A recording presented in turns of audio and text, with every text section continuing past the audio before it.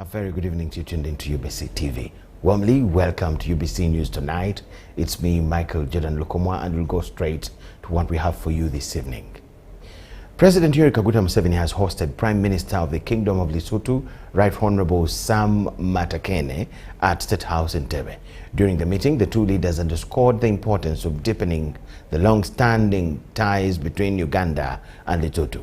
In the meeting, Joshua Poho Setipa, Lesotho's candidate for Commonwealth Secretary General, was also introduced to President Museveni.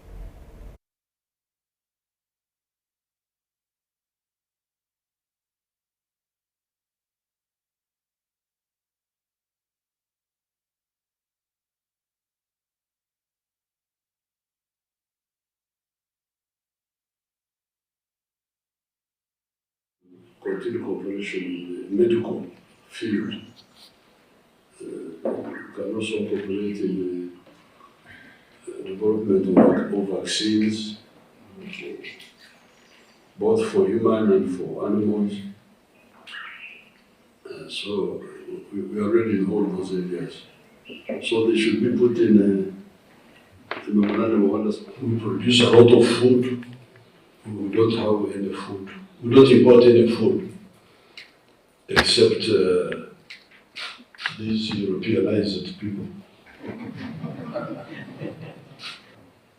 So they are the ones sometimes who import some wheat, but we don't.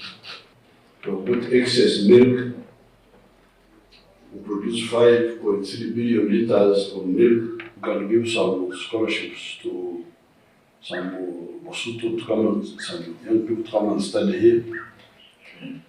Agriculture. I can study in the Secretary Generalship. Now, this time, if it is another Africa's chance, it must either be East Africa or Southern or other parts of Africa. And if you have been supported by SADC, I will support you. But if they have really supported you, that's a good news. Thank you. I support you. I tell this to support you. Lesotho has a long history of partnership and friendship with Uganda. Indeed, since the 1970s, Lesotho has benefited from the Ugandan expertise, particularly in the health and education sectors. Most of our doctors and teachers in Lesotho for a long time were Ugandans, and we still have a strong Ugandan community in Lesotho today. Your Excellency, I wish to further commend the leadership you continue to provide on a range of issues, particularly within the African Union and on regional security matters. It would be remiss of me not to congratulate the government of Uganda for the economic strides achieved to date. Uganda has also made significant progress in building economic resilience, and we are inspired by the progress towards food security and energy security in particular. Of particular interest to my government is to seek a strong framework of partnership between our two countries in a number of key sectors where we believe that we can benefit from Uganda's experience. We are particularly interested in the following: food and livestock production, skills development, particularly establishment of medical training institutions and technical training institutions, capacity building and collaboration in the security sectors, enhancing government service delivery and public sector reform. On another important subject, Your Excellency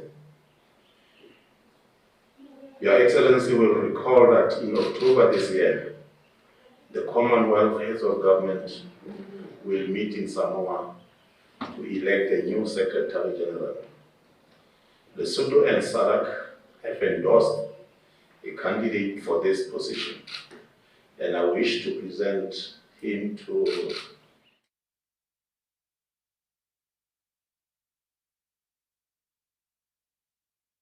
That was at State House in Entebbe. Away from Entebbe, the Uganda Red Cross is urgently calling for support from partners to manage the emergency phase to the Lusanja Chitezi landfill disaster victims, while receiving a donation of 100 million Uganda shillings from Absa Bank. Robert Kwesiga, the Secretary General of the Red Cross Society, stated that there are over 1,000 people who are in dire need for humanitarian assistance. Uganda Red Cross teams are currently on search and rescue operations at the Chitezi landfill site. According to Robert Kwesiga, the Secretary General of the organization, the landslide took everyone by surprise, resulting in weighty operational challenges. Have already been deployed, and if we don't get more support to cater for what I've talked about, then we go into a crisis mode of people who are being displaced, who are being relocated into that prayer ground in those states, have nothing. So institutions like Absa Bank coming up and being the first, I must say, is very timely, not only timely, but life-saving, but also setting the pace for others to join. Absa Bank Uganda has become the first financial institution to contribute funds to the Red Cross response team. The response is humanitarian. I think it's the human thing to do under the circumstances. It's not about having excessive resources or very deep pockets. It's really about what sort of role we choose to play as an institution in the society. And when disasters of this nature occur, I think it's the moral thing to do, or the responsible thing to do as a responsible corporate citizen. So really that is why we are doing what we are doing. The 100 million shillings donated by the bank will go towards strengthening the disaster response by funding the purchase of the essential relief supplies for affected people and families. That in any emergency situation, water and sanitation are the basics, even before you talk of food. Because otherwise they predispose the whole environment to another set of diseases and hazards. So the question of making sure that there are toilets, making sure that the place has the sanitary means of keeping itself. The bank's timely contribution is seen as an expression of its commitment to humanity, providing the much-needed support to a community grappling with shortages of food, water, shelter, clothing, and other necessities. Dennis Igoa for UBC. Ministry of Disaster Preparedness and Refugees is looking for a contingent fund to respond to the emergency caused by the Chitezi garbage incident where lives were lost. State Minister for Disaster, Abba Lillian, presented the statement to Parliament calling for funding to compensate the affected people and also relocate those displaced by the incident. State Minister for Relief and Disaster Preparedness, Lillian Abe, has indicated that a comprehensive assessment of the displaced and affected individuals from the Chitezi landfill incident is ongoing. Over 1,000 people are reported to have been impacted. The government is also expediting the process of opening a new landfill site in Menvu Nansana. Right Honourable Speaker, we have 32 acres of land that has been identified at Menvu. 4 acres in Chitezi, 14 in Nkumba, some of which is not suitable as alternative landfill sites. By the Honourable Speaker, request for access to the contingency fund to get required resources for the emergency response. Nakawa East Member of Parliament Ronald Balimwezo Nsubuga requested the government to develop a comprehensive resettlement plan. That the people have a right on property. Government cannot come all of a sudden and say, we are telling you go away without even a plan, a resettlement plan. Chadondo East County Member of Parliament Mwada Nkunyenji mentioned that eyewitnesses reported a blast. Residents had observed Chinese workers installing pipes in the garbage for some months and emphasized that KCCA needs to explain the presence and activities of the Chinese at the site. Blew up the sand and garbage in the air with the smoke. and then it came down covering people's houses. That's the narrative from the residents. It's the one where the Chinese installed alleged pipes. And when the locals questioned, these Chinese briefed them, according to the narrative from the village, the locals, that they are extracting gas. KCCA must come out open. What were the Chinese doing? Minister for Kampala, Mensa Kabanda, denied having knowledge of the Chinese operations at the Chitezi landfill. About the Chinese who are on site, Right Honorable Speaker and members, I've not seen any Chinese on site, and I cannot comment on that. Those are just allegations. Because we don't have any investor around there by a Chinese. There is no Chinese there. Deputy Speaker of Parliament Thomas Taiwa highlighted the need to provide more support to those involved in the rescue efforts. And whatever can be done to support the rescue efforts. You know, even those who are risking their lives to carry out the rescue. You know, because as you've said, any time it can also fall on those ones. So we need to give more support to those who are carrying out the rescue and everyone who can make a contribution. Now, Mukono County North Member of Parliament Chiwanuka Abdallah argued that the proposed Dundu Mukono area for waste dumping is a residential zone and should not be used for this purpose. We are ready to accommodate those people. You shift them to Dundu and retain the land, shift all the machines to Chitezi, then shifting the problems as you are cleaning Kampala, you are dirtening Mukono.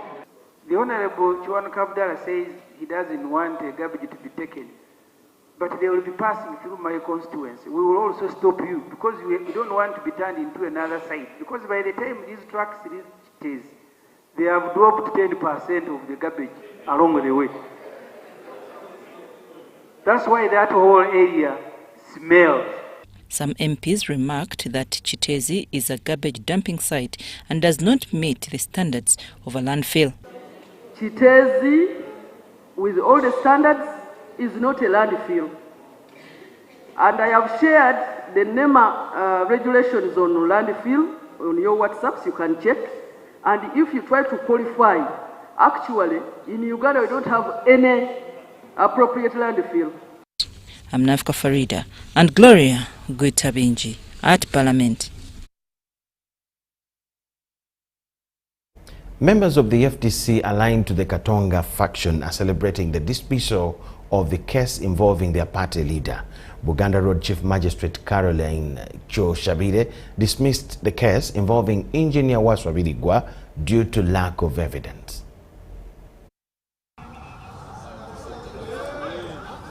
Grade 1 Magistrate at Buganda Road Court, Caroline Cho Shabire, has dismissed a case filed by the Vice Chairperson of FDC Party of Eastern Uganda, Jamil Wante, against Forum for Democratic Change Party leader, Engineer Waswabirigwa, due to insufficient evidence. Birigwa had been accused of false claiming to be the party leader. Whoever Wante had brought to court does not disclose any prima facie case. On the face of it, anybody looking at those papers could not identify any tribal case. That whatever evidence he had brought was extremely weak. Did not disclose even any iota of evidence, even against a chicken thief. Members of FDC Katonga function celebrated the ruling. Happy to continue doing my work unabated the way I've been doing it, and knowing from the very beginning that I was doing under our constitution the right thing. It's very unfortunate that there's a people who need publicity for 15 minutes, who can go and put my name as a criminal.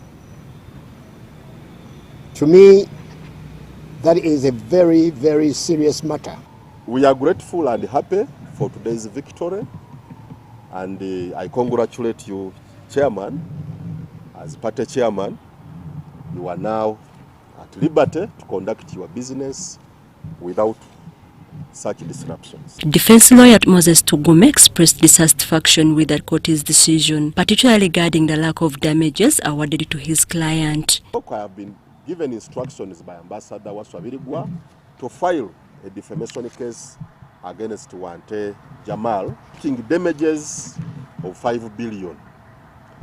However, I intend to write to him and invite him for, if he can pay before we go to court, well and good, we shall not have to go to court. But if he doesn't pay, definitely we are heading to the High Court Civil Division. This ruling comes as Forum for Democratic Change prepares to hold a delegates conference in August this year to discuss the future of the party and elect new leaders. Suzanne Nabugudde, Viola Nakasaga for UBC News. Councillors at KCCA from the 5 divisions want the KCCA technical wing responsible for public health reprimanded following the Kitezi landfill garbage collapse at the cost of scores of lives and property. These were in a special council sitting that was chaired by the Deputy Speaker of the Council, Masaba Nasur, at City Hall in Kampala. I can even move that this executive director must resign. Councillors have expressed concern over the tragic loss of life at the Kitezi landfill, where scores of people died due to what they call gross negligence. I feel quite unfortunate and sad that we lost people, so many people. And what is unfortunate is they died because of rubbish. The councillors argue that the Kitezi landfill, which has long been a source of concern for the community due to its hazardous conditions, became the epicenter of a disaster that could have been avoided. We told them, your biggest problem is we make decisions and you never implement. That is why I started with central government has the biggest problem. We need to see people get fired as early as yesterday, because this is a loss of life. For how long are we going to treat Ugandan lives just like trash, or just like the Kasasiro that killed people in Kitezi?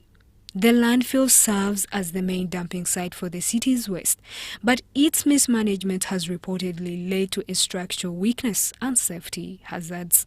Annually, we pass 4.1 billion to cater for Kitezi, but it's very unfortunate that that money has not been used for its purpose. So we want the executive director, if possible, to resign, and the director of public health to resign, because they have taken money more important than the life of the people. During the meeting, councillors blamed the technical wing, which is responsible for overseeing operations at the landfill. balimba nti wabaddewo kebirala bano bennyini ba inginiya omutufu yalina okubaawo yavaawo yalekawo muganda we ne baleka baleka abachina ne baleka badda wansi kakasasira ali waggulu ku lusozi naye nga wansi ati wali abachina bali mu kubomola ekintu ekyo nkira cracks ezo okero balimalaga dokita okero avunaanizibwa talina kye yakola wabula ng'abuzaabuza ndowooza enkya oluddako ne babadde bakimanyi ndowooza bo bayagadde abantu baffe naddala nga bolaba Kitezi ebadde n'abakugu bangi nnyo abadde bagirambula obunafu obuli mu Kitezi nti ssente ezibadde zisindikibwayo zonna nga ziva mu ya public health sente zibadde tezitambula makubo matuufu twagenda nga committee ya public health ne tulabanga waliyo okusomozebwa ebintu byonna nga byafa byayononeka. The councillors stated that the negligence directly contributed to the collapse of the landfill, which buried hundreds of people underground. Tugambe ekifo kigalwe ne nga director wa public health Mwami Okero n'agamba nno kifo kyasooka accommodating ebisasiro era ne tuyisa ssente tubagamba nti bannange tukwate ntukyusa tugenda eddundu ne balemerako ne bagulayo endala nnya era nga zibajjamu ettaka okufiiringa wano. Challenge endala evuddeko Kitezi okubanga afaananye bw'atyo malamu alina okukozesebwa first class malamu babadde bamuvaako dda nga bagula buguzi ttaka lyerere mu ploti y'omuntu nga lyerinyiga ebisasiro.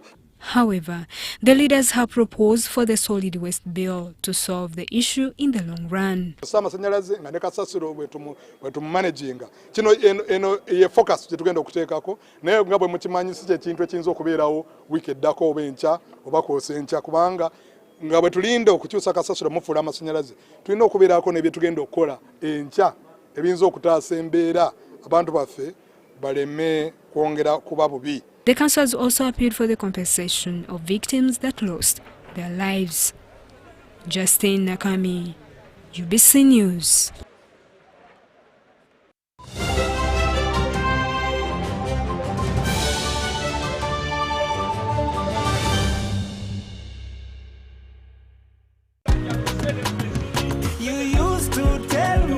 that I don't make you happy. All that time you would be complaining. I'll call you every day, yeah yo, baby don't know. You can now get all the Chibuzi out with MTN voice bundles. Call all networks Kubei Dondoro. Buy a 25-minute voice bundle for only 1,000 or buy any daily voice bundle of your choice. Dial *100 *21 hash and select daily or use the My MTN app. When we talk together, we are unstoppable.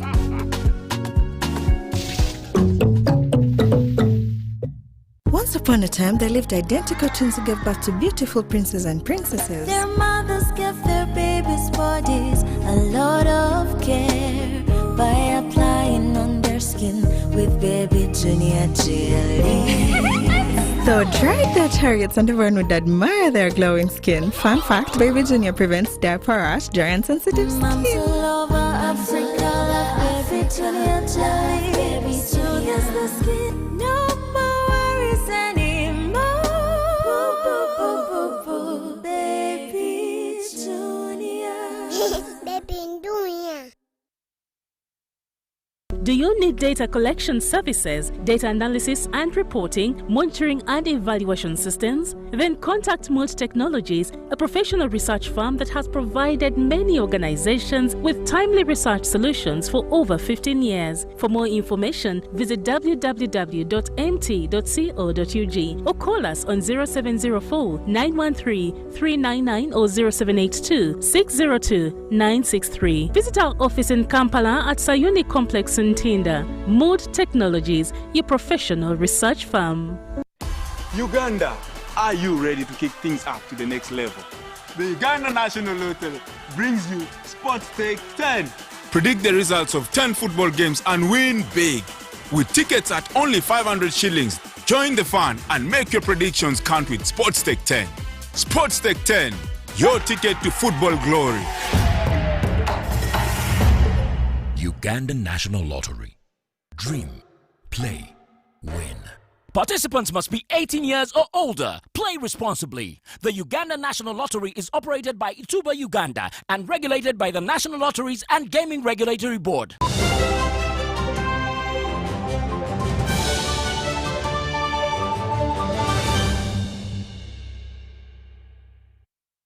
UBC News Tonight, thank you so much for watching and welcome back from the break. Kampala Capital City Authority has secured a temporary dumping site for garbage from 5 divisions following the collapse of the Kitezi landfill, which resulted in deaths of various people.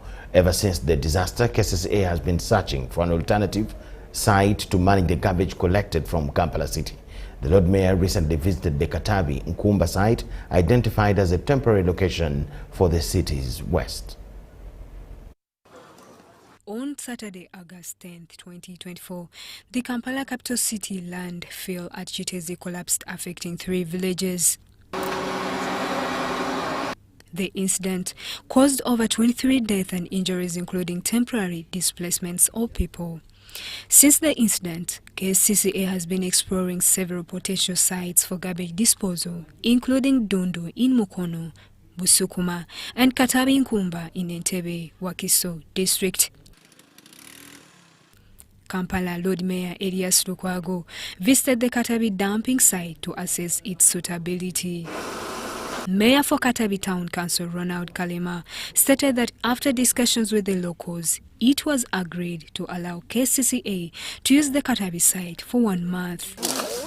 He urged KCCA to adhere to the agreed terms, including road maintenance to the site, warning that failure to meet these conditions could lead to the cancellation of the agreement. Help work on our road, at least to be motorable, to accommodate those bigger vehicles. Another resolution is to have the water bowser to make sure that the dust is not too much. Then also to change the route. They've been entering from Nkumba University route. We want them to enter through Kasenyi Road, and we have shown him that route. Those boys on those trucks, they normally use vulgar language, which we talked about yesterday, and they should stop.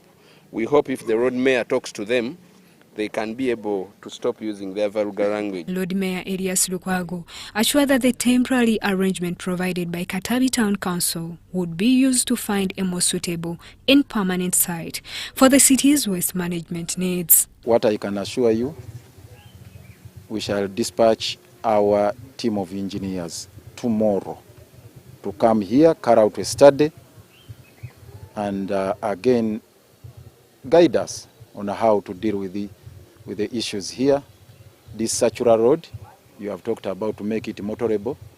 The leachate treatment plant, the basic minimum that can be made to guard effluents entering the lake directly. I can't take that for granted, and the hospitality, the warm reception we've received even from the residents, they are not hostile, they've only been providing evidence how we should make sure we don't damage the wetland that we have seen down there. He praised the leadership of Katabi Town Council for their cooperation and urged garbage companies to collaborate effectively. Thank you, Your Worship Mayor. I thank the residents. I join my colleague, the Honorable Nyanjula, in thanking all of you, the residents of this place, for embracing our proposal, for welcoming us warmly, the warm reception you have given us, the hospitality, and of course for being under, considerate, and people who are appreciating our concern. Some local leaders have expressed their views on KCCA's plan to use Katabi as a dumping site.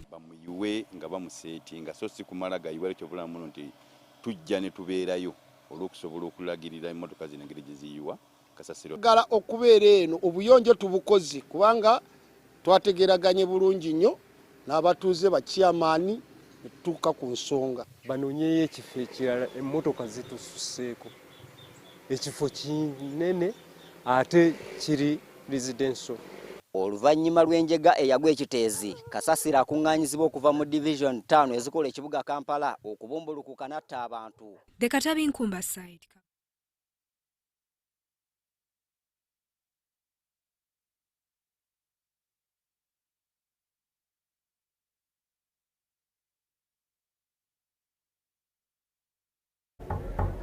We apologize for that insert. Former leader of the opposition in Parliament, Matthias Mpuga, has disagreed with the High Court ruling that the clerk to Parliament should face disciplinary action over the 1.7 billion shillings shared by the Parliamentary backbench commissioners. Mpuga was among the beneficiaries of the service award, but defends the clerk to Parliament, who he says was not given room to be heard by the court. In the ruling, Justice Douglas Singiza put it to the termed 1.7 billion service award was approved by Parliament under the clear supervision of the Clerk to Parliament and the Ministry of Finance, Planning and Economic Development, which contravenes their respective line of duty. Nevertheless, the MPs pursuing a censure motion to remove the commissioners seem not moved by the ruling. A judgment dated 12th August 2024 of the High Court Civil Division in the matter of an application for judicial review between Daniel Wete, the applicant, and the Parliamentary Commission pins the Clerk to Parliament Adolf Mwesige for being unmindful of the 1.7 billion shillings passed in the budget for financial year 2021-2022. Judge Douglas Singiza faults the clerk for having not played his duty to detect an obvious flawed process where the said service award was mixed up under entitlements dubbed as ex gratia for political leaders. The mixture of languages, including retirement benefits, eased avenues to pull 1.7 billion shillings from the consolidated fund and shared among the 4 backbench parliamentary commissioners, including Matthias Mpuga, Solomon Sirwanyi, Prose Akampurira, and Esther Foyechan. In the impugned matter determined by court this morning, very clear that members of Parliament who have been agitating and making a lot of noise and occupying space were acting either deliberately to portray ignorance to the public, or actually they are ignorant about their duties. The Nyendo Mukungwe MP, Matthias Mpuga, who has been at the helm of the public space criticism over the matter, is up in the arms over the damage caused to his reputation.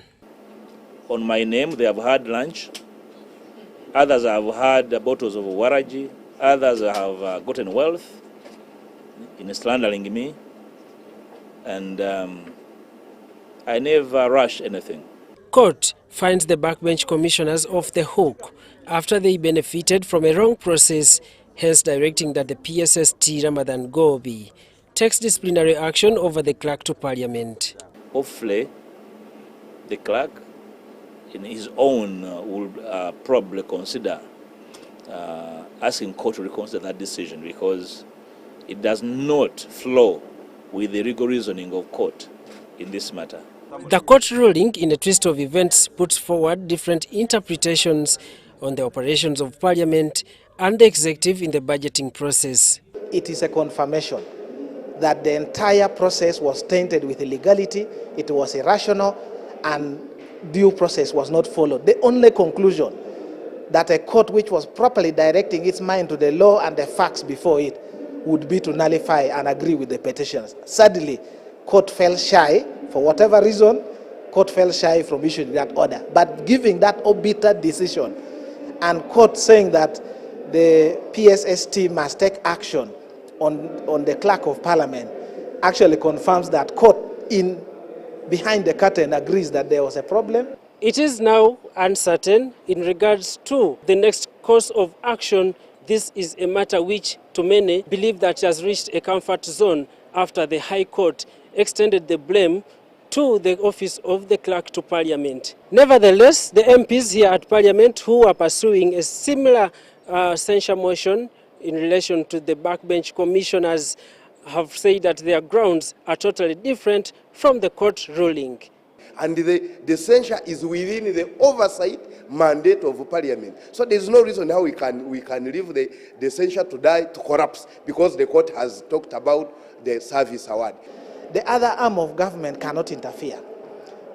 Removal of office bearers is provided as a core role of Parliament. No court can sit and issue an order stopping Parliament from proceeding to execute its mandate. Court can only come after. If a party is aggrieved by how they have been removed, then they can go to court and court can then review. Remiyaga County Member of Parliament Theodore Sechkubo does not want the matter to rest and has asked the Deputy Speaker of Parliament Thomas Tayebwa why the censure motion is not being considered for debate. And we are seeing in the media hype that a particular court has sat, and we are saying, and we are going on record, it has not erased off our motion. It is still standing. So we have 14 days as per 110 sub-rule 5 of our rules of procedure, and we are still within time, and you wait, the communication is coming whenever such cool. Over 180 members of Parliament appended signatures to the notice of censure which was presented to the office of the clerk to Parliament. Daniel Mugoya, Gloria Gwitabinji, UBC News. Government has officially announced the start of the malaria vaccination campaign that is set to begin in October. The Permanent Secretary, Ministry of Health, Dr. Diana Trine, visited Chivuli Muslim Hospital. The visit was to collaborate with the hospital on strategies to reduce disease spread and increase awareness about killer diseases such as malaria, tuberculosis and others, as well as to promote preventive measures to stop these diseases. Die from malaria every year, despite the government spending $3 billion annually on malaria control efforts, which has not significantly reduced the death toll. To combat this, the ministry prepares a nationwide administration of the malaria vaccine to infants starting October this year. We are concerned about low coverage of immunization in our country, especially in urban areas like Kampala Metropolitan. We are concerned about hygiene and sanitation. We need people to embrace the lifestyle of cleanliness. Malaria is not the only threat to Ugandans. There are also other diseases that require vaccination. We are seeing more deaths in stroke, dying of stroke. We are seeing more people, obesity, diabetes, hypertension. Endwadde ezo enseke ziyitamu omusulo ne urinary tract ziri ku bitundu 6 buli 100. Ne tuyoka tuddako endwadde ez'omulubuto, endwadde ez'enfaana ebiwuka bimumanyi okugaba nti tugaba eddagala mu nnaku za Child Health Days okubawa benza z'okugyamu ebiwuka.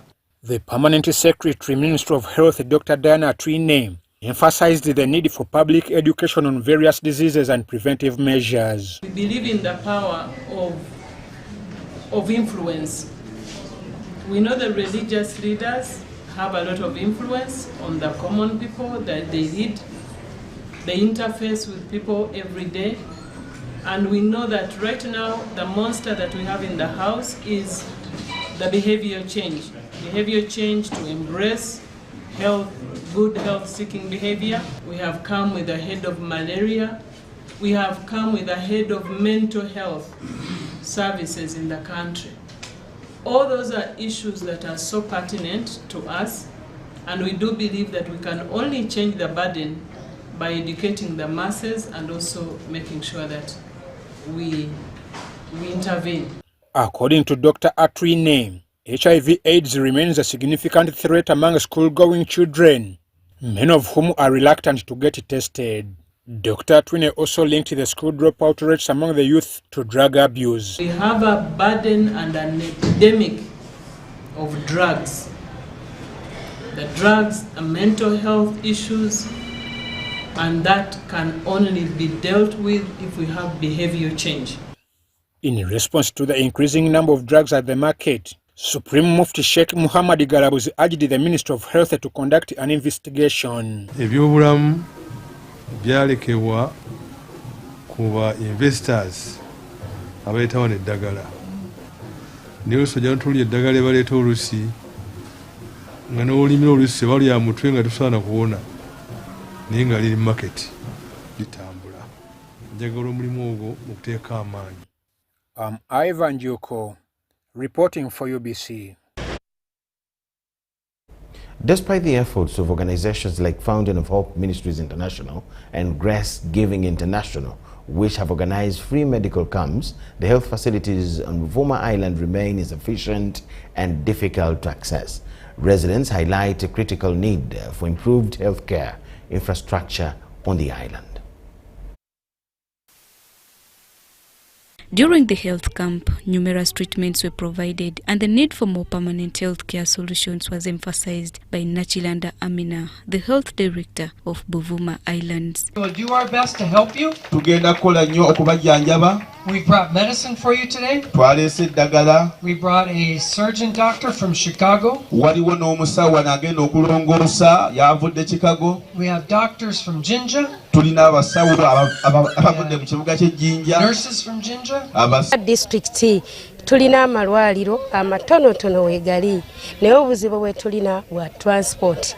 Tulina abantu bangi ate abantu baffe bakyabulamu okusomesebwa. Dr. Mugamba Timothy, who led the medical team, provided guidance on improving healthcare and encouraged the public to be proactive about their health. We all thank this wonderful group of beautiful people who came to extend a hand of help to us and to our public, because the number of patients we saw today and the illnesses we came across, we really realized that if we hadn't done something, however small it may look, these people would have progressed to more adverse complications that maybe would even require more money, you know. The event combined medical treatment with spiritual leaders, with spiritual guidance, with leaders such as John Chimsey and Bishop Robert Sitio sharing messages of faith alongside the healthcare services. People are so great to work with. I love working with. They're very hospitable, they're very gentle, they're very warm, welcoming, they take care of us. I love coming to Uganda, and actually the people I bring from America, they learn a lot by coming on this trip as well about what it means to be just a good person, a Christian, helping others. So our team learns a lot too. The ongoing challenges faced by the residents of Buvuma Island in accessing adequate health care underscored the importance of government intervention to establish more accessible and better equipped health facilities.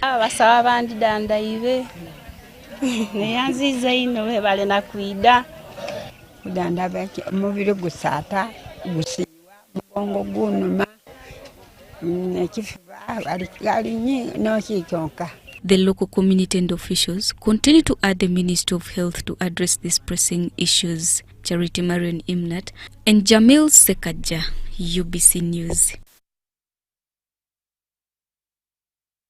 Members of the media have been conducted on a guided tour of Nambole National Stadium and Kololo Ceremonial Grounds, led by Lieutenant Colonel Seku Kidemuka, a seasoned UPDF engineer. The media guided tour was aimed at offering guidance and encouragement to the dedicated UPDF Engineers Brigade expertise. Haruna Mtesasida was part of the media team, and he now reports. UPDF Engineers Brigade construction projects are a testament to the military's commitment to infrastructure development and national security. Koro Ceremonial Ground in Kampala is among the projects being transformed into a state-of-the-art venue for national events. The parade ground, the dais, those ones are done and they are ready. Already roads are done, 90%. So what we are working on seriously is the dais and the toilets. The UPDF Engineers Brigade is constructing the presidential and VIP gates, drainage system, and VIP washrooms. Koro Ceremonial Grounds and Nambole National Stadium projects demonstrate the UPDF engineers' ability to build critical infrastructure, enhancing military's capabilities and supporting the country's growth. Then we did the civil works. Civil works here included demolition, then building, painting, all those works. We did it too, because we did a lot of changes. The media-guided tour showcased the UPDF engineers' vital contributions, strengthening Uganda's foundations for a brighter future. Staff came here, we inspected it already. Before they came, and they okayed everything. I think we are waiting for more communication. They were here twice. I took them to even in Chambo, Go, where they have been here. They're okay, because by the other time when they okayed for only 2 matches, for World Cup qualifier, we had not put the screen, we had not put this one plug, we had not put, there were no chairs, these technical benches, but now everything is in place. Haruna Mtesasira, UBC News.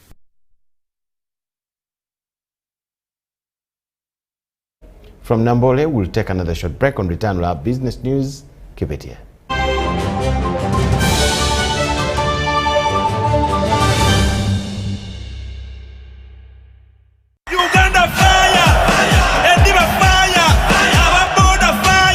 Uganda! Thank you for showing your fire! Has Nambole Stadium opened its doors once again? While you were you were the 12th player when Uganda Cranes needed you the most. Through our famous wins against Kunda and our unlucky losses, you stood firm, supporting even louder.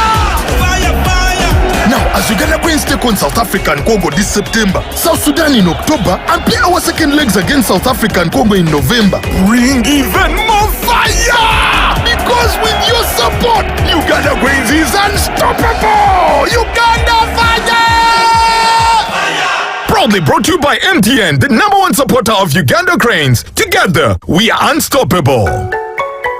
Do you need data collection services, data analysis and reporting, monitoring and evaluation systems? Then contact Mold Technologies, a professional research firm that has provided many organizations with timely research solutions for over 15 years. For more information, visit www.mt.co.ug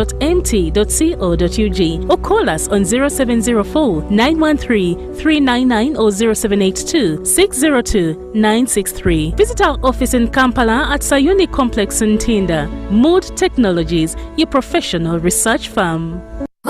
Royal Challenge presents African Culture Show 2024. From 5th to 7th September, African countries will showcase their cultural lifestyles of food, dances, poetry, clothing, and we shall also have live African traditional performances. We shall be at Kololo Independence Grounds starting at 9 a.m. to 10 p.m. at only 50,000 shillings. Dressing code is African culture wear. Come see countries like Nigeria, Ghana, Egypt, Libya, plus visiting countries like Brazil, India, China, and many more, showcasing their traditional cultural lifestyles.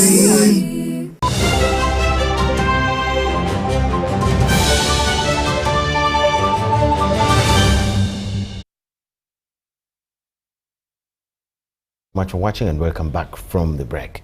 Now, the exercise to exhume bodies buried after a heavy mass of garbage that gave way in Kitezi is now on day 4, and 22 bodies so far have been recovered. The heavy garbage mass exploded on Saturday, August 10th, burying several houses in the villages of Lusanja and Chitetika in the Kitezi area. A view of Chitezi landfill are broken heavy masses of garbage that gave way and rolled over about a kilometer. The garbage gave way on Saturday 10th, burying people and houses.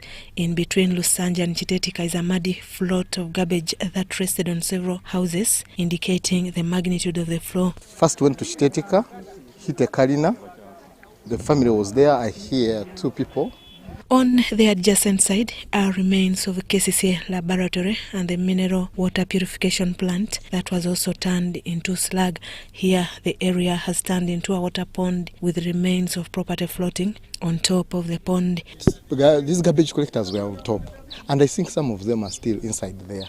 But their number is little, but they are there. I think they are there. And then one excavator fell, and even those trucks which had come early in the morning fell there. The area is now an agony-turned site with several families camped at the site to watch over with hopes of seeing their relatives. To others, it has become an attraction of memory for documentation of the agony they have lived to witness. Kati olwaleero nensalawo nengamba nti kanvuga akagaali kange okuva ebusiika yo munda kalagala kyampisi. Residents who narrowly survived the catastrophe say an estimated 50 households that were living in between Lusanja and Chitetika corridor were buried by the slag. Power. This work is too much. These guys have done a lot of work. They work from 8 to evening, and they are doing a lot of work, but what they have done is not even a quarter. Before the incident, this stretch that was affected is said to have harbored quite a good number of people. The exercise to exhume dead bodies continues with a number of excavators rolling at the site.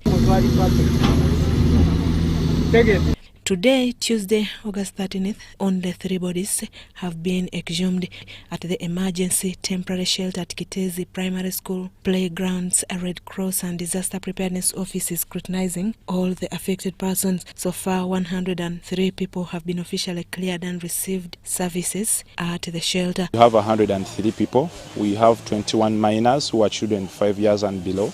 We have 31 male and 51 female. And these are the people that spent a night here. The death toll still stands at 22 people.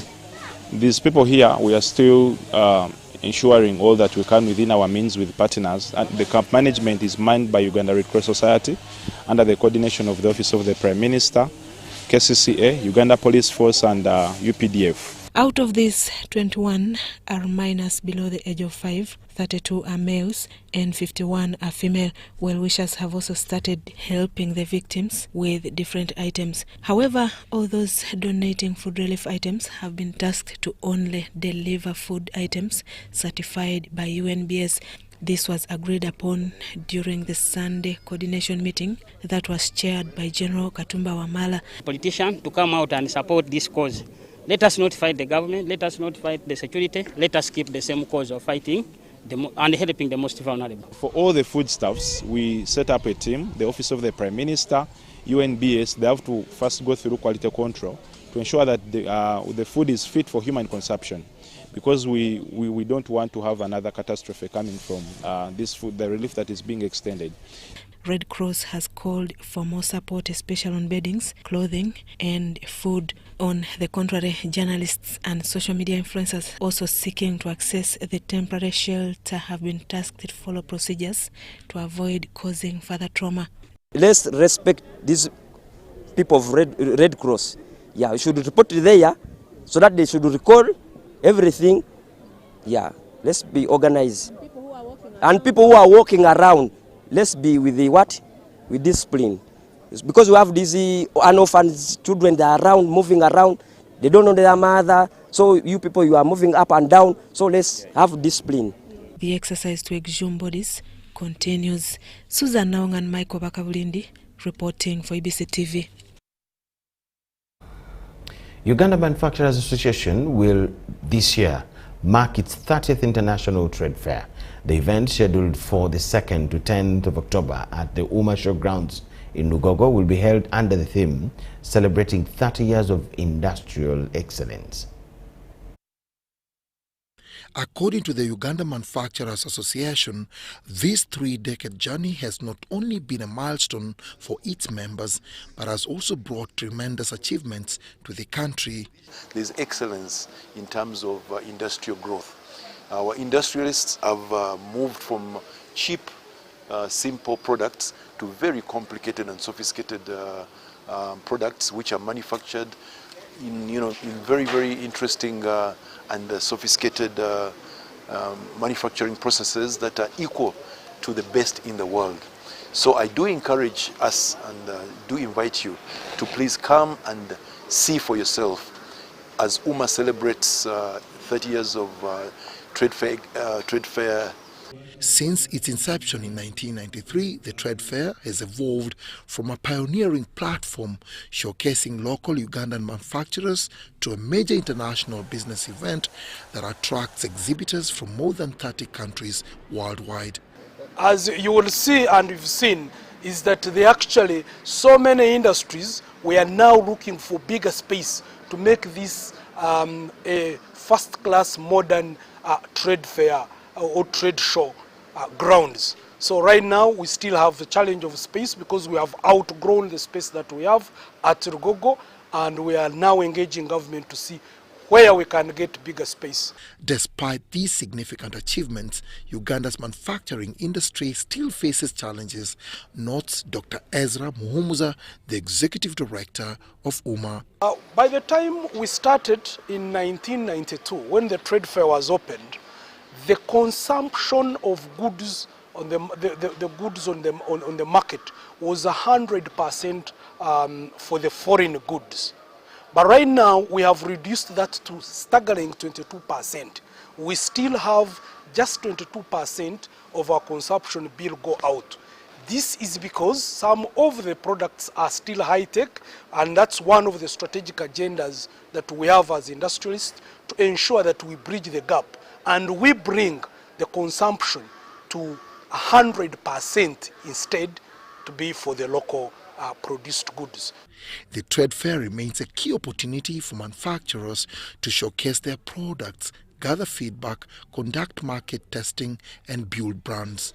It also facilitates the exchange of knowledge within the industry. Dennis Igowa for UBC News. Kumi district leadership has commissioned 12 mini irrigation systems that will provide water for animal rearing and crop production seasonally. The government has partnered with the World Bank to enhance both crop and animal production in Kumi. Here are the details. With the 300 million shillings irrigation project now in place in Kumi district,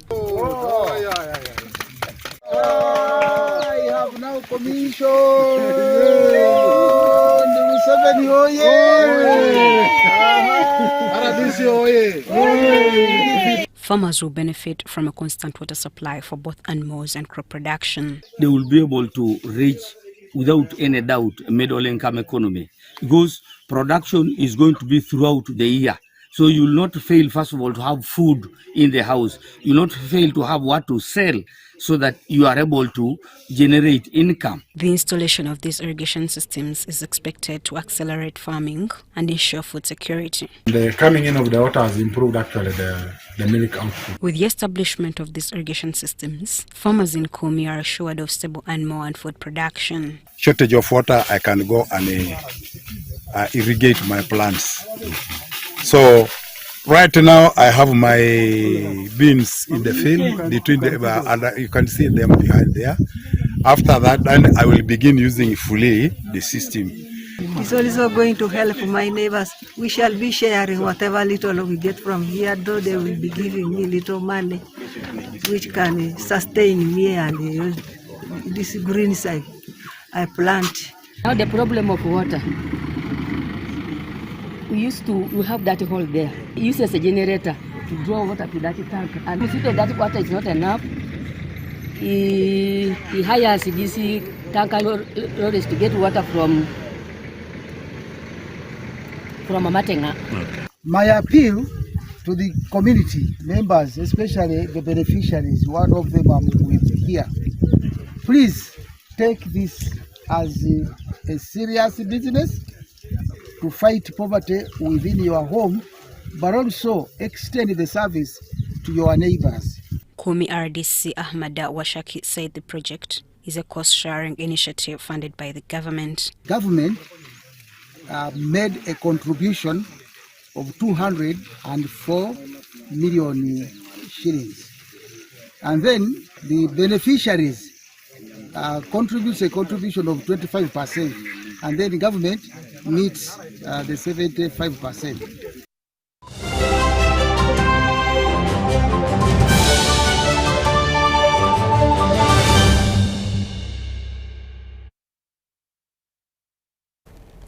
Yes, we thank you so much for watching, and we now take a very short break. On return, we'll have sports news.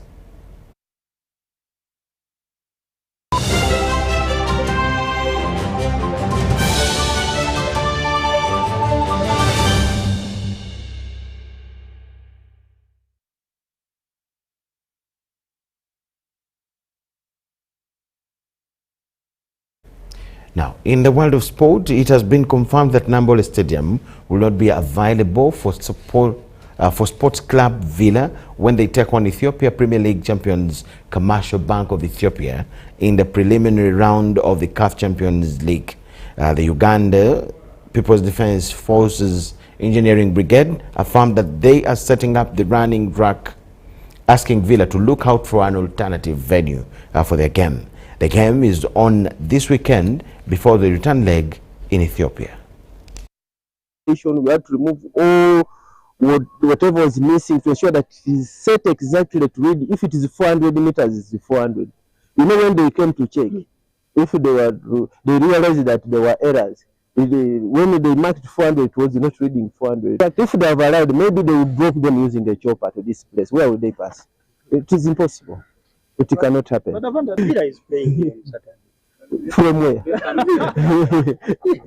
I'm not aware. If they come, I don't know where they will pass. You can even see. You tell them if they come. I'm a contractor. My work is to build.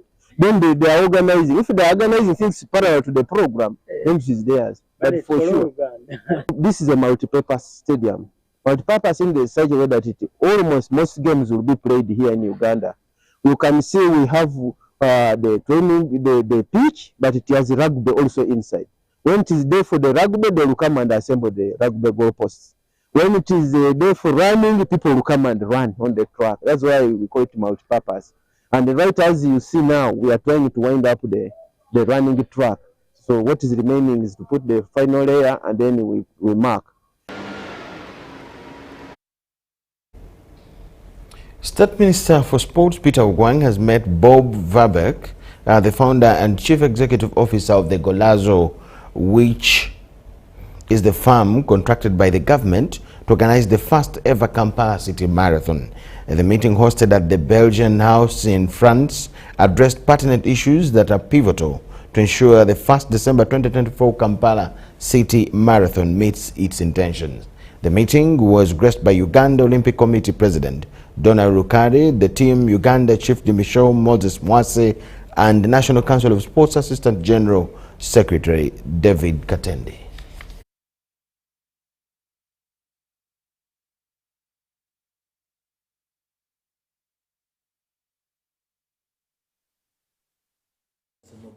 International athletes to come and participate in that event. On behalf of the Ministry of Education and Sports, and on my own behalf, I want to first thank the President for this activity, because the funding is entirely coming from the President. It is not under our ministry, it is him who directed that he funds this activity. And for that, I want to call upon all the international guests who are here in Paris from various countries who have participated in the Olympic Games to join us on 1st December. I also want to call upon all athletes who are interested in participating in the Kampala Marathon. What I can confirm, the prizes will be there, which of course I want to say Bob is here. We will be able to communicate formally on what prizes are entailed in this competition. We have started preparation for Kampala Marathon, and it is an honor to be chosen as a company to organize this event, which will make an impact. Uganda has been put on the map as a leading nation in running, and this marathon will showcase Ugandan talent. It will showcase Ugandan best athletes, but also it will attract marathon runners from all over the world to your beautiful country, which has so much to offer to tourism and to sports. In a few weeks, an invitation will be sent to nearly 1 million marathon runners all over the world to announce the Kampala City Marathon. And over the course of 5 years, we want to be one of the leading marathons in Africa and in the world.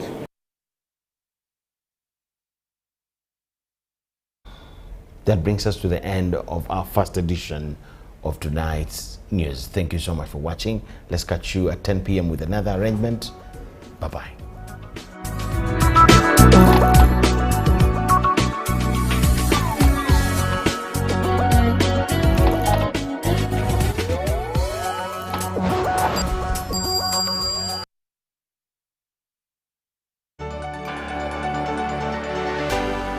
UBC, inspiring Uganda.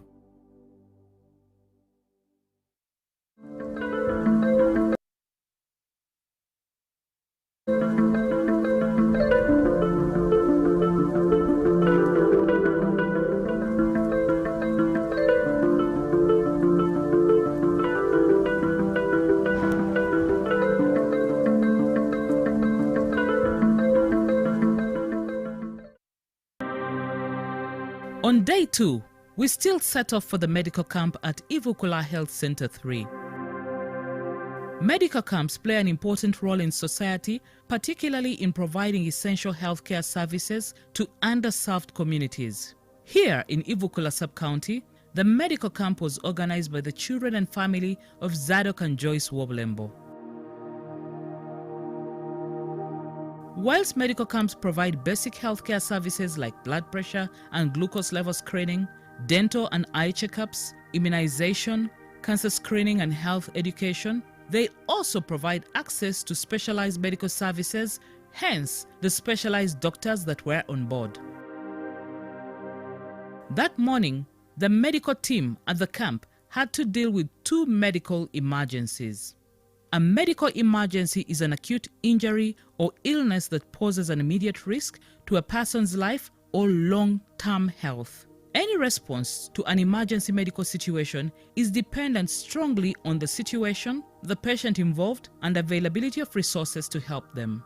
We managed to chat with the heroes of the day that managed to save the situation. I'm Dr. Ignatius Asasira, and I am completing my medical internship at Gwera Hospital in Kasese. I am a volunteer in this camp, Wabulemba and Zadok Foundation. This is my second time.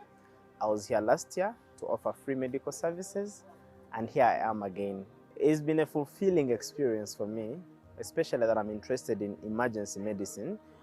So this was an icebreaker for me. You know, the day has just begun. I come from home, I arrive at the health center, and I noticed a young lady lying under a tree on a mat with 2 people around her, but they look confused.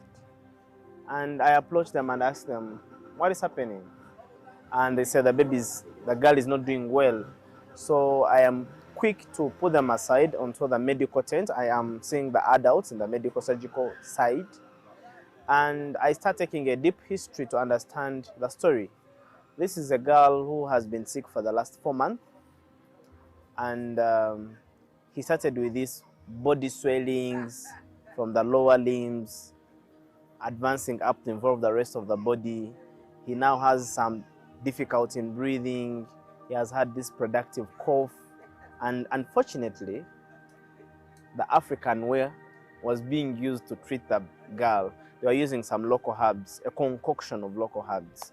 But now they heard that there are doctors coming from Kampala and Zadok and Babulembo Foundation. So they said, this is the real deal. So when I listened to the chest, he has, you know, a wet chest all over. I suspect that we could be dealing with a congestive cardiac failure. Maybe the heart is failing, either from TB disease previously or from a pneumonia. But at that moment, his SpO2, the saturation of blood, is fairly well. The patient is not toxic. So I say, since I don't know the HIV status, and you know we are in an area where maybe the prevalence may not be very good, I say, let me first do an HIV test. So I send the patient to the lab, and then I start to see other patients. When they are coming out of the lab, they find when I'm engaged with other patients, but they don't come and tip on me. So I don't know that they have actually come. So they come back and go back under that shade, the tree shade. So it's until one of my other senior colleagues, a doctor, who came by and tipped on me and said, first come, there is someone I'm seeing, and I see your handwriting on the, you know, on the clerkship form. I think this patient is badly off. So we go back to reassess. On remeasuring the oxygen, initially she was 98, she's now in 50s. And we are like, what are we dealing with? So we quickly pick her from the tree shed into one of the treatment rooms at the health center. But as we enter the treatment room, and this was really for me the eye catcher, she starts gasping for air. She starts screaming, "Omutima gunduma, omutima gunduma." The heart is paining, the heart is paining.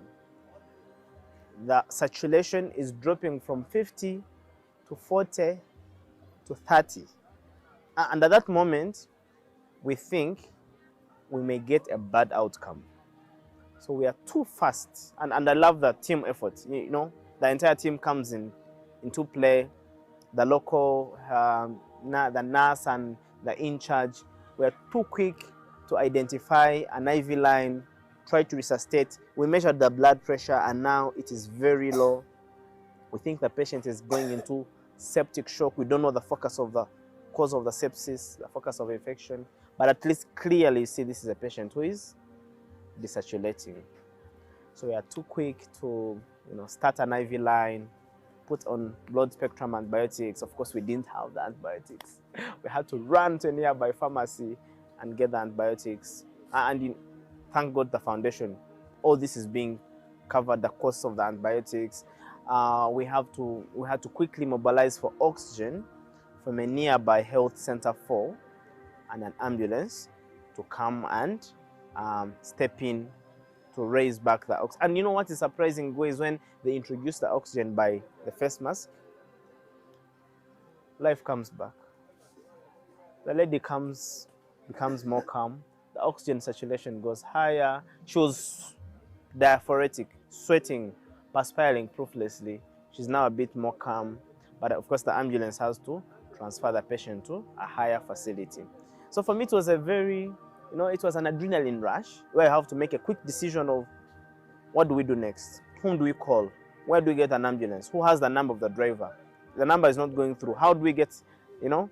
We don't even have to reach a point. We had another sick baby who needed referral and the ambulance was not forthcoming.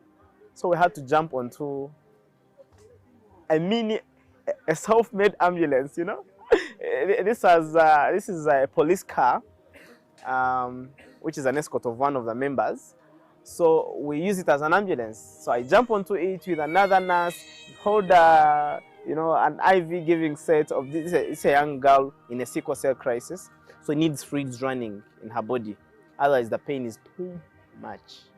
So we go to the nearby health facility, hoping that we can come back with the oxygen. But thankfully, the response was too fast. The oxygen reached before we were even able to come back. So for me, the take homes are like 3. 1, health-seeking behavior of our people is poor. And this is an information that needs to reach out very clearly. We need to improve and keep re-emphasizing the importance of health-seeking behavior. You can't have a sick baby, a sick child, a sick adult in your home for 4 months. He's swelling and swelling, getting difficulty in breathing and coughing, and you still stay on your traditional local herbs. We would have lost this girl. We're actually lucky that she became toxic while in our hands. If this happened at home, we would have a bad outcome. So we need to keep emphasizing to these people during the camp, after the camp, the DHOs, all the important legislators and the stakeholders to emphasize the importance. Not wait for a camp to bring the extremely sick. A camp should only help those with mild illnesses or chronic illnesses, just to check on progress, but not the very sick. The second take home is about preparedness of the healthcare system. You know, you have a very toxic patient, you have to run around to get an IV cannula, you have to run around to get a giving set, you have to run around to get IV drugs, IV antibiotics, how to get gent and safe. I feel we need to keep advocating.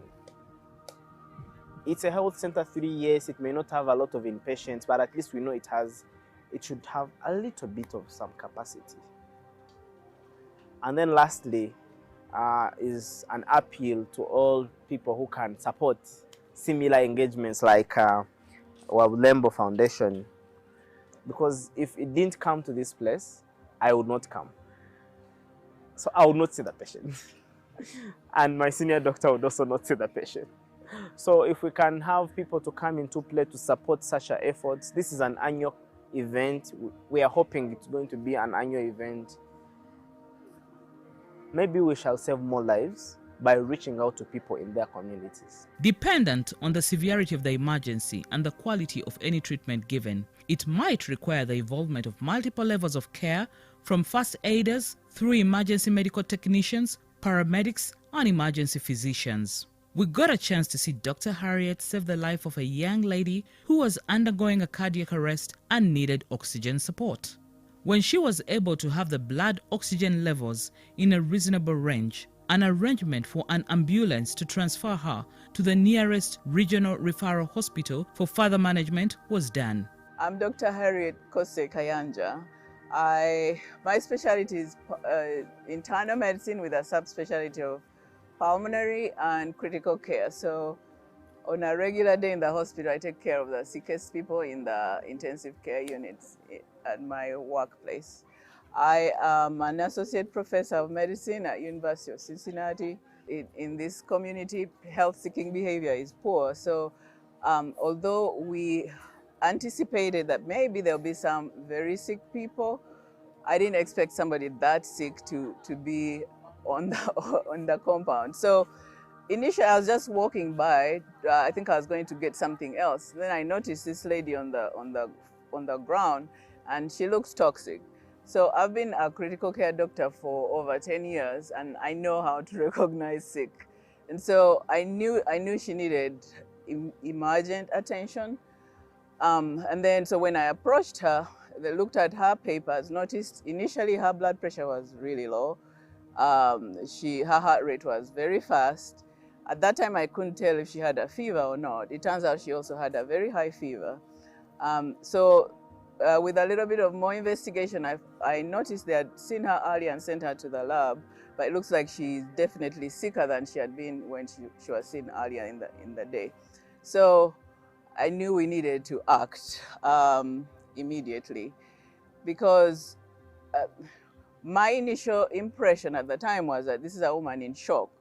Now it's undifferentiated shock, so but because I do this for a living, when you don't know exactly what's happening, there are general principles that you apply. One, make sure the blood pressure improves, reduce the fever, and make sure they are oxygenating while you figure out what exactly is going on. And so that's what we needed to do right away. The challenge was in the circumstances, this woman, we didn't have an infusion set ready to go. We had IV fluids, I think, in the facility, but we needed to go get a lot more from across the street. We didn't have IV antibiotics that are crucial. If somebody is going to survive a septic shock, you need to give IV antibiotics within 30 minutes. And at this point, I didn't know how far behind we were in this process. And so we became resourceful and worked as a team to try and address those three things. The antibiotics, one of the physicians had to physically leave the facility and go and buy the medication from an outside pharmacy because the current facility doesn't have any in stock. And then as far as IV fluids, we got some IV fluids, but we had to buy more. The biggest challenge was having supplemental oxygen. This poor patient was desaturating, and her oxygen levels were really low, and I was very concerned that she was going to die any minute. It turned out we had to mobilize oxygen from another facility that's a distance away to come and to bring the oxygen and then start supplying a supplemental oxygen. Fortunately, or thank God, by this time she'd been fluid resuscitated and her blood pressure was improving. And then when we got the oxygen, her oxygen saturation improved. We gave her antibiotics, but however, we needed to get her to a higher facility. In the ideal situation, this is a patient who needs to be in the intensive care unit to be monitored hour by hour. I think if it was to save that one life, this whole camp and the expenses and the sacrifices that are involved will make this worth it. And this really is very close and dear to me because my own mother died 4 years ago because of delay in getting antibiotics, and she died from septic shock. So to me, this was very real because I know what can happen when you delay providing the services. I'm hoping that the rest of the team, because I may not be, I may not stay around for much longer than today or tomorrow, but I'm hoping that the rest of the team, and especially our colleagues who work here or live here in the facility, will follow up. We did provide resources because the family obviously were not prepared for what happened, two, do not have the resources. But in this crisis, we provided some supplementary money to at least bridge them over wherever they've gone, and hopefully one of us will follow up. I do this for a living, so I take care of very critically ill patients. Two, I think when you're the team leader in a situation, you have to be composed because otherwise everybody else on the team will be panicking. And three, although it was critical, I knew what I needed to do, and we just had to focus my energy and attention on how do we get the resources we need in the emergent situation to keep this woman alive. I felt exhausted for 5 minutes, but in reality, when there's a crisis, I come alive. I ran towards the crisis. Referring to the pillars of Zadok and Joyce Wobulembo Memorial Foundation, that is, compelled by love to spur community to sustainable health, wealth and education, we were able to witness pillar number 3, which is education. The health and education talks did not only happen at the medical camp, but were further spread out in some of the secondary schools. The family members distributed roles depending on their strength and specialities to talk to the young boys and girls in the different schools. First was a visit to Lukomwa Memorial Secondary School in Kaliro District, where Dr. Harriet, other family members and friends gave a talk, after which they distributed sanitary towels plus other items to the students. So my name is Dr. Alfred Wabulembo. I follow 2 people who follow her. So I'm younger than her. But what I can tell you today is that I started from Ivukula Primary School.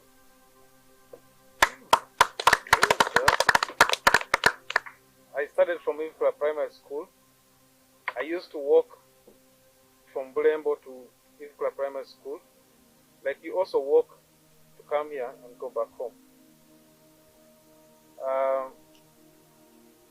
I was lucky, by the grace of God, that I was the best in Ivukula Primary School in P7. If I tell you about the lifestyle that I used to lead, because for us, by the time I got to P7, our father had just died. So I was living with our mother, who is a new widow. At that time, I didn't think about it, but now I imagine what she was thinking. Because she was a primary school teacher in Ivukula Primary School, and she had to take care of us. So at home, my sister and other brothers, because they were older than me, they had all left, gone to boarding schools. Why do I tell you this? It's because you might think that maybe what we are today is what we have been all through. Our parents were teachers, both of them. Yeah, they were both teachers. So, and we were many, because we were both born 10 of us. So they had to make sure they provide for each one of us. So why I'm telling you this is that it is possible. It is possible for you also to go to Kampala. It is possible for you to go to Makerere. If I made it, I started in Ivukula Primary School. From that primary school, I went and studied in Budini. So now let me talk to you as secondary school students. I went to Budini SS. I used to ride a bicycle like that one when I was 14 years old. So I'd go in the morning, take the cow to graze, then come, shower a bit, then ride a bicycle for 13 kilometers to go to school. Then at lunchtime, school ends, and you have to ride back in that hot sun, come back home. By that time, my mother is still at school. So I have to first go and give the cow water. Otherwise, we shall not have milk in the evening. Then I come back and take care of myself. So probably the life that you are going through, I have gone through it. But I have managed to get to a better place. I'm so happy to see so many girls here. Because girls, I know when we were growing up, I used to tell my parents, you're wasting your money taking care of these girls. We are going to get pregnant, they are going to amount to nothing. I'm sure you hear those stories. People say, finish school, let's marry you off. Please stay in school, young girls, especially young girls. My mother, our father passed on quite early, and my mother is the one who raised us as a single mother. I come from, actually my mother is born from, not too far from here, Bunyiro. I don't know if you know that place, and my father is from Nakalama. So that's my home area, we are from Busoga. So my parents raised 8 of us, 6 girls, and we were taken to the best boarding schools. Not because our parents had the money, but they struggled. I remember my school where I went, where I met Harriet, which is the other thing I'm going to talk about relationships. Harriet, we met in a school called Berkeley High School in Iganga. I think many of you know that school. My mother at one time was so poor. She was a banker, but she couldn't be able to pay for all the children in good schools without diversifying. So she was farming. So sometimes my school fees would be paid by a lorry truck of potatoes.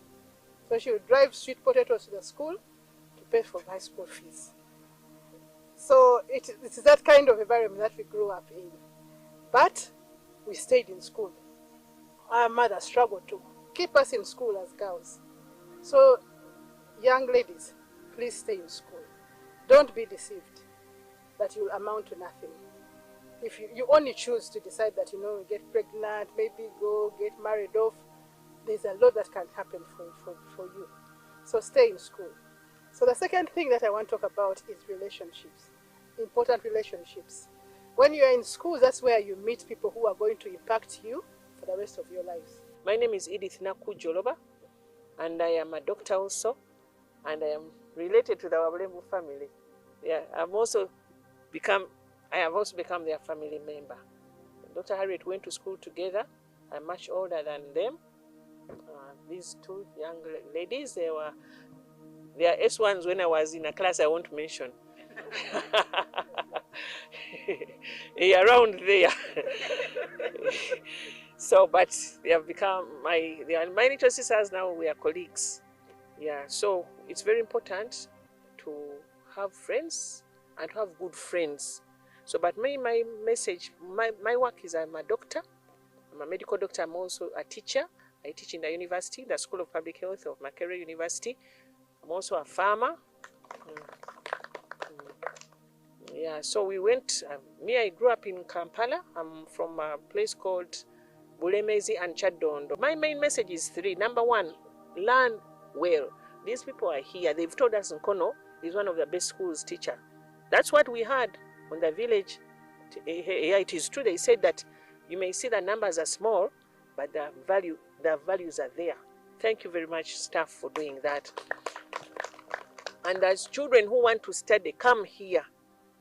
And they may be few, but they come willing to study. So I'm glad that you people are here. You are few, but what you are going to show them is going to be what Dr. Alfred showed them with his school year, because he said 4 out of 21 got first grade.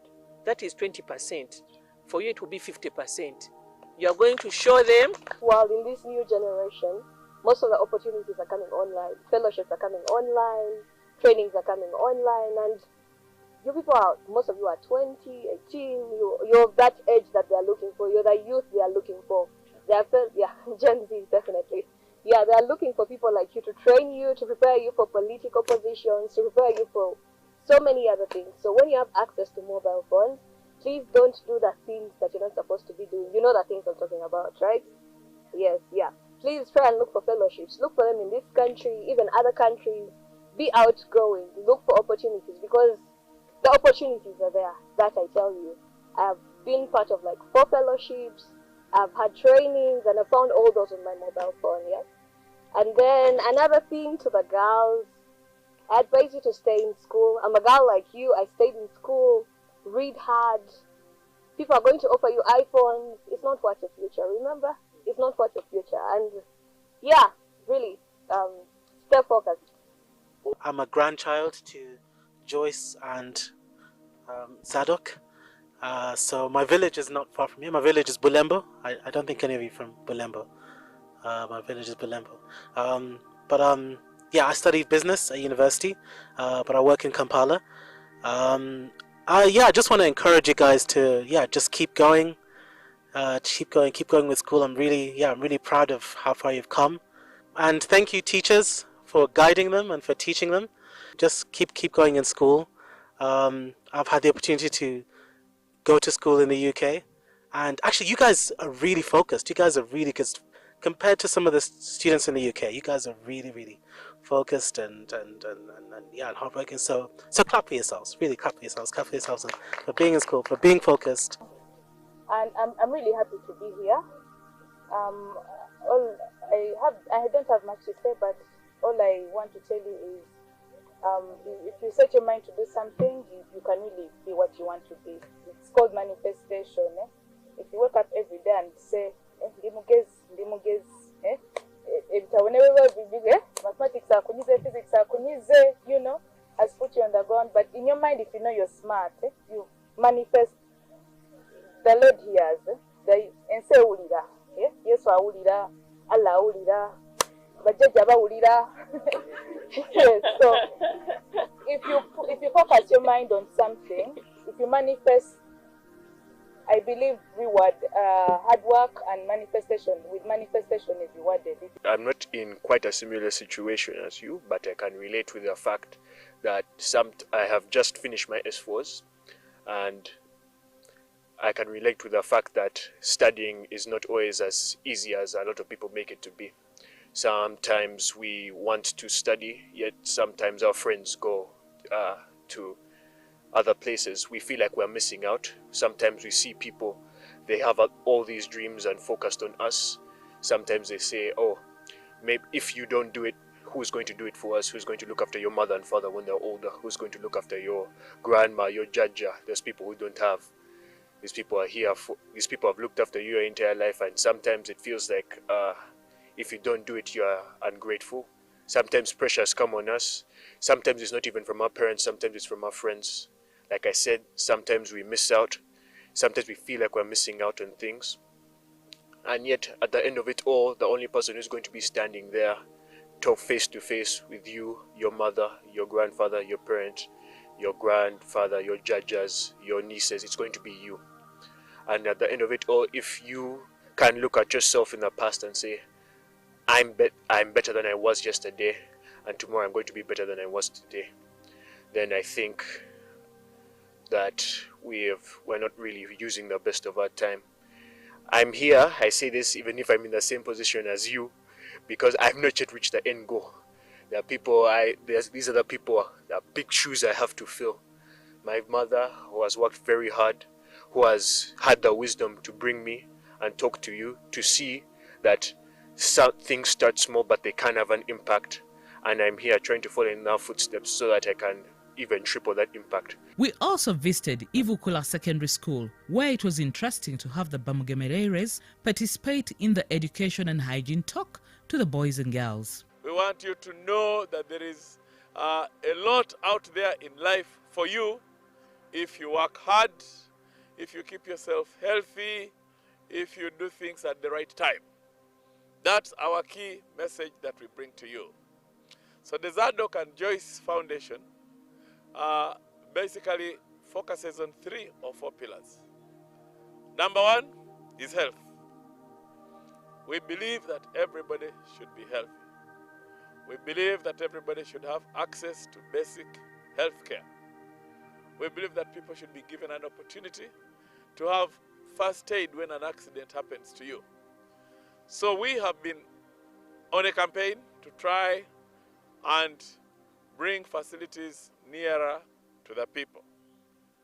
We haven't yet succeeded in building a clinic or a big hospital, but what we've been doing over the last 3.5 years is to organize once a year, at least once a year, to organize what we call a medical camp.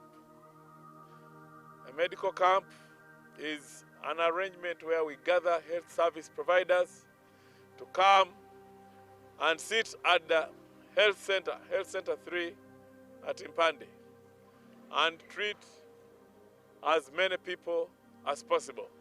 With us today, we have a doctor from America. She's called Harriet Kose, Dr. Harriet Kose, but she was born here. She went to school in Berkeley, went to school in Gayaza and other schools, Kamuli, and she's now a doctor at the level of associate professor. Those are the inspirations we are giving you, that it is possible for a child to be born in Ivukula, work hard, study hard, be disciplined, and work anywhere in the world. Have value. If we want economic empowerment. Many of you may have been hearing the president talking about household income. He has said that I've built roads. You know, the road network in Uganda is now wonderful. You can drive from Kampala to Kitgum on tarmac. However, many people have said that good roads cannot put what? Food on the table. So we are also saying, how can we contribute to that government program of economic empowerment? Already you've heard about programs called the Miyoga, what is it? PDM ya Tukreno. Muli nabazaira basudde kwa PDM. Ah, wonderful. Karate and Tutaka, we want every family to have household income. So we have started an initiative of trying to train people in farming. Some people have already been able to sell. They've been involved in fish farming, poultry, goat rearing, cows. We've got some good breeds of goats and so on. So this program is just here, it's young, and it's through initiatives, our own initiatives, that we are trying to contribute to that government policy of economic empowerment. Number 3 is mindset change. Many of us are victims of our mind setup. The mind controls everything you do. When you want to say something, it has to go through the mind. If you have to do something, it has to do the mind. All the big discoveries that are in the world have come through the what? The mind. So that is our the main things we are now touching right now. 4 issues. And we would like you children to also embrace. This is Justice Catherine Bamgemereire. She's a justice of the Supreme Court of Uganda. We also come from Ivukula. The name Bamgemereire comes from Ivukula. Some of you may not get the deodorant, but some of you may get this bag. This bag has an even bigger deodorant. So some of you may get this and will be very lucky. Some of you may not. I wanted to give advice to those who will not get this. There is a powder. It is called a baking powder. Baking what? If you have what is called body odor. Body what? We used to call it, the other people have the odor on the legs as well. Yeah? You take off your socks and, oh! Do you know that? So it is either here or down in the legs. If you have that odor, buy that little powder, 1,500. After bathing, after drying up properly, make sure you're dry, yeah? And you're shaved, right? And also when you wash, one of the reasons your feet smell is you don't dry between the toes. And yet you wear socks. And the socks sweat. And what did he say? He said the germs produce poo-poo. Then you smell. Put that powder in your armpit. I'm teaching you this. I learned it at university. By the way, I'm so lucky. I don't have a body that smells. I'm also very lucky that although I came from an actually poor family, I had an auntie who sent me roll-ons when I was in S1. So by the time I really became a teenager and needed it, I knew how to use a roll-on, and I had a deodorant, really. But many of us don't afford those things. Isn't that true? So you got to learn how to improvise. Wash with that soap. Buli soap gwolina mukozese bulungi. Mukozese kusa. Onaabe, and you dry up. And then you put that powder. That powder eliminates odor. And can actually eliminate odor for the rest of your life if you use it well. Because odor makes you uncomfortable and makes the people around you uncomfortable. But I want to say also something about this. Some of us come in the morning and our mouths are smelling. Isn't that true? Why do you think the mouths are smelling? What do you do when you wake up in the morning? Namuganza Dokas. When you wake up in the morning, we brush our teeth, even the face, then we bathe all the body. And you also make your bed? Or remove the bed? You will lay. No. Even we lay the bed. You lay the bed.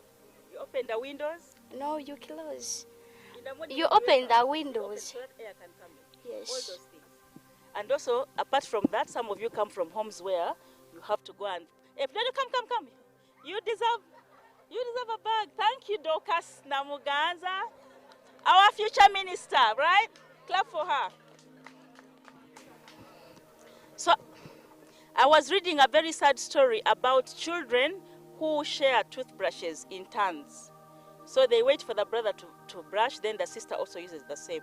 It's very bad. It is very, very bad to share toothbrushes because the germs in the mouth are really horrible. You don't want to share them.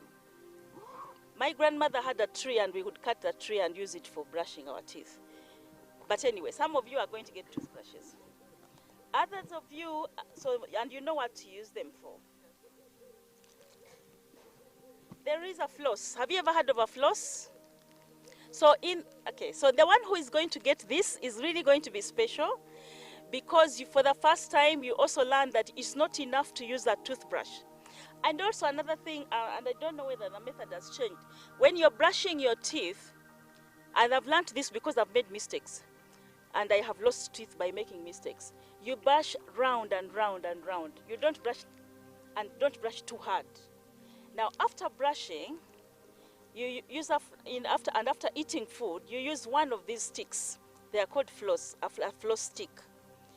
The floss stick has two parts. It has the part where you put the little cotton part between your teeth. And you take your time to make sure there is no food between the teeth. And you know why we do that?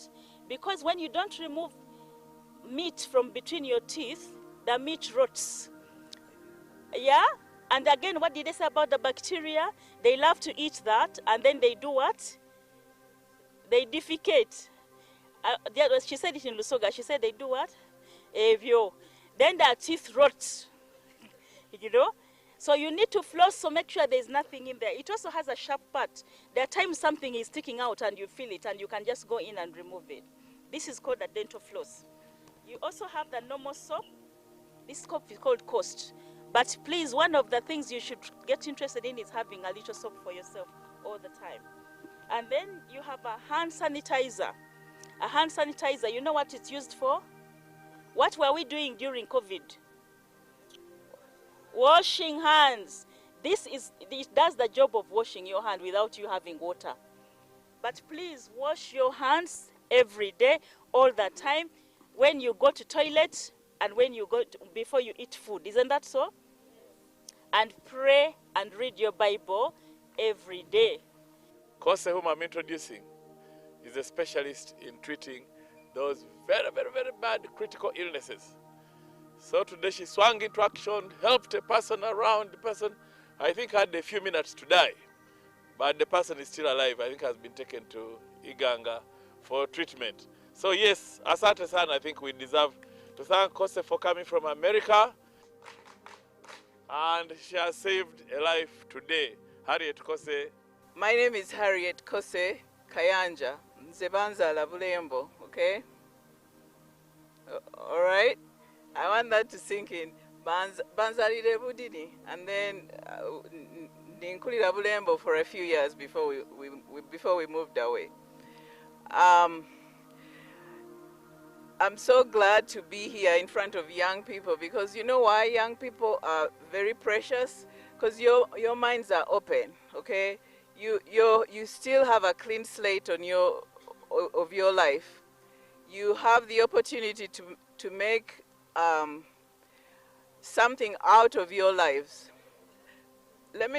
I know my brother spent quite some time telling you how he got where he did. And the story is a commendable story. Mine too is a commendable story. All of us here, it's a commendable story. None of us was born with a silver platter. Tiba tuzalire mu bagaiga oba Kampala mu nyumba jakalina be. We were ordinary people. Nze, the first shoes I owned, okay? Bajingulire myaka 13 nga ndikwaba mu S1 oloni. Ndikwaba mu isomero ly'abagaiga nga tisobola kwabira mu bigere. Erejo ndozi obo baba obo mama bekopere sente nibangulire engaito, okay? So even in that rich people's school, I was probably one of the poorest students there. In fact, abazungu they were very caring in that school.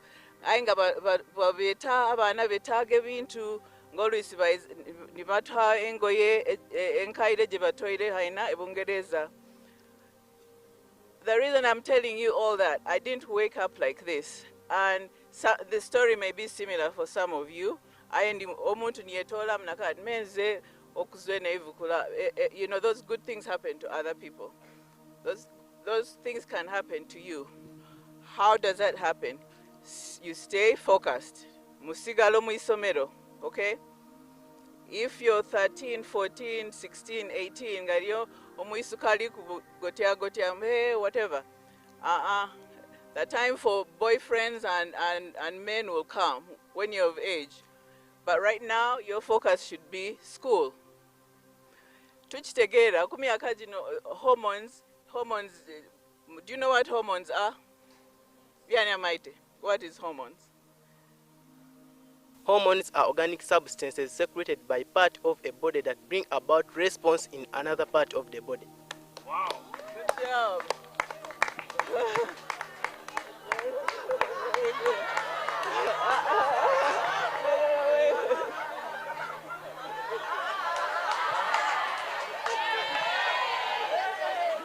He gets a bonus. Yes. So hormones, they are substances secreted by organs in our bodies. Ayokumi akajino. What changes us from children to men and women is our bodies start secreting hormones that make us change. Okay, make us change to develop into what we're meant to be, which is either a woman or a man, right? During that time, a lot of things happen, okay? Your body physically changes. What changes in girls? Okay, what's your name? My name is Namlondo Mariam. Namlondo Mariam. Okay, what changes in girls? The change in girls, enlargement of breasts. Okay, enlargement of breasts. The face becomes narrow. The face becomes narrow. It is pubic hair growth. Pubic, okay. they grow pubic hair. Yes, okay, that happens to both girls and boys, okay? Yeah. Good. The menstruation period is starting. Okay. The menstruation period starts. Okay. So girls start having what is it called? I want the boys to repeat that. What do the girls get? Menstruation period. And that's normal, okay? Yes. There's nothing to be ashamed of. And the boys say that and we hear you. Boys, can you say menstruation period? Menstruation period. Good.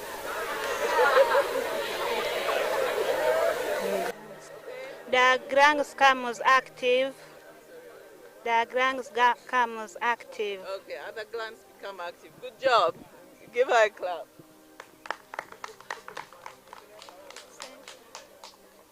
Okay, I want to pause for a minute. Menstruation periods, okay?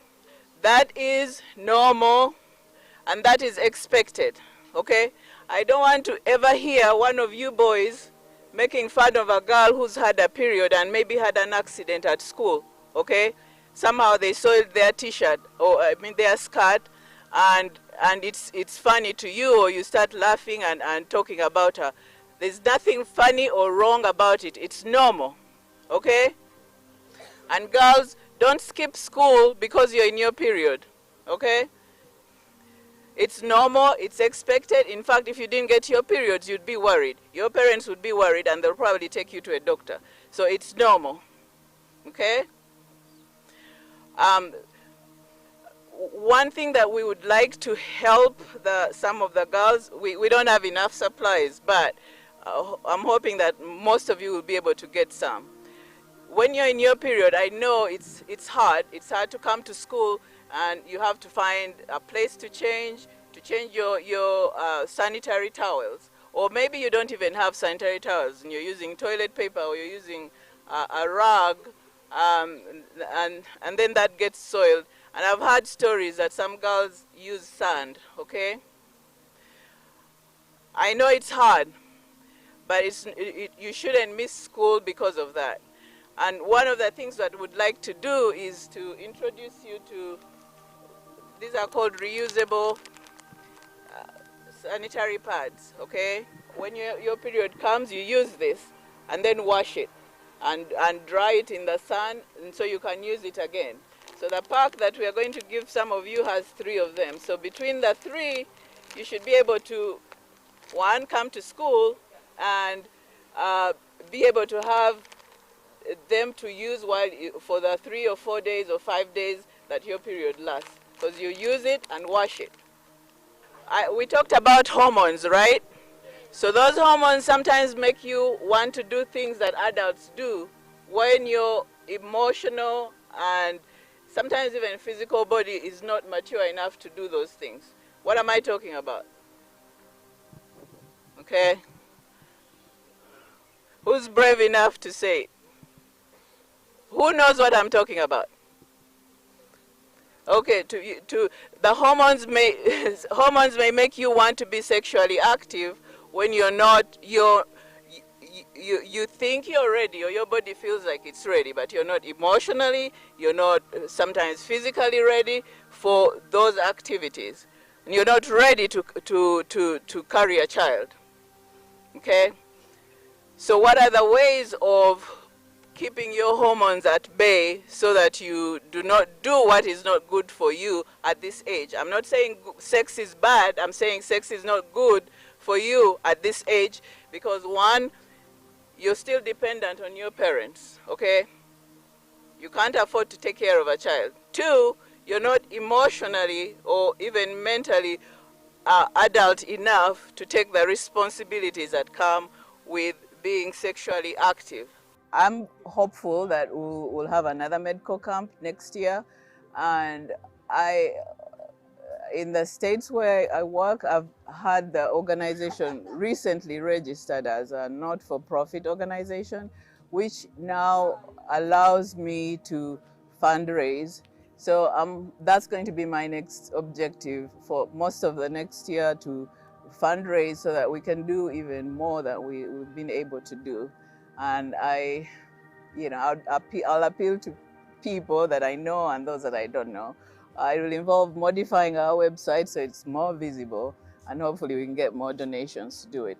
I also plan to interest my institution, and my boss at my institution already told me they have funding to help other trainees come and who are interested in global health to at least to travel and come and be part of this. So I'm hoping that next year will even be a bigger camp. I mean, this is home. The need is still great. One of the, what I see as an intermediate objective or goal for the foundation is to maybe support a local physician, a local doctor to be stationed here so that people have access to a doctor, because otherwise they really don't have access to a doctor in this facility. So right now the need is still great, and we're going to focus initially on our home grounds, and as the organization grows and hopefully funding gets better, then we'll expand. No level of portion pomp is compared to the comfort of home, as humble as one's home is. It was fulfilling to witness the family of Zadok and Joyce Wobulembo give back to the community where they were born and raised. Thank you for serving your community.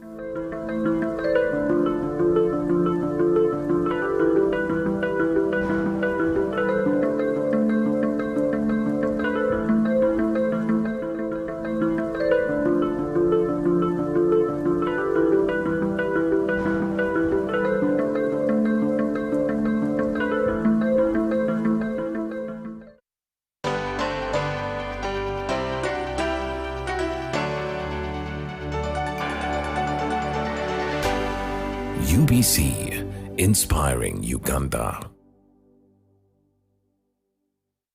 Welcome to today's episode.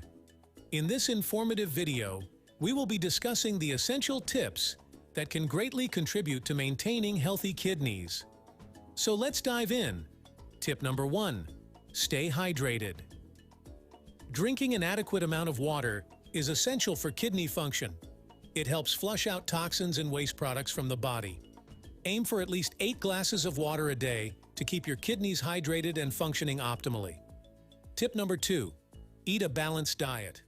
Include fruits, vegetables, and whole grains in your meals. Avoid excessive salt and processed foods that can put strain on your kidneys. A healthy diet will provide essential nutrients and support kidney health.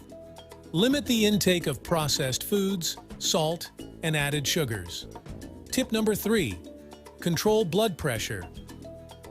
High blood pressure can damage the kidneys over time. Monitor and manage your blood pressure through a healthy lifestyle, including a low-sodium diet, regular exercise, and stress management. Tip number 4, maintain a healthy weight. Being overweight or obese can increase the risk of kidney disease. Adopting a healthy diet and regular exercise can help maintain a healthy weight. Tip number 5, monitor blood sugar. High blood sugar levels can damage the kidneys. If you have diabetes, manage your blood sugar levels through medication, a balanced diet, and regular exercise. Tip number 6, quit smoking. Smoking narrows blood vessels and reduces blood flow to the kidneys, leading to kidney damage. Kick the habit for better kidney health. Tip number 7, limit alcohol consumption. Moderation is key. Excessive alcohol consumption can strain the kidneys and contribute to kidney damage. Limit your alcohol intake to protect their long-term function. Tip number 8, limit your salt intake. Too much salt can raise your blood pressure and strain your kidneys. Opt for low-sodium alternatives whenever possible. Tip number 9, limit over-the-counter painkillers. Overuse of non-prescription pain relievers, such as NSAIDs, can harm the kidneys. Use these medications with caution and follow the recommended dosage. Consult your doctor for safer alternatives.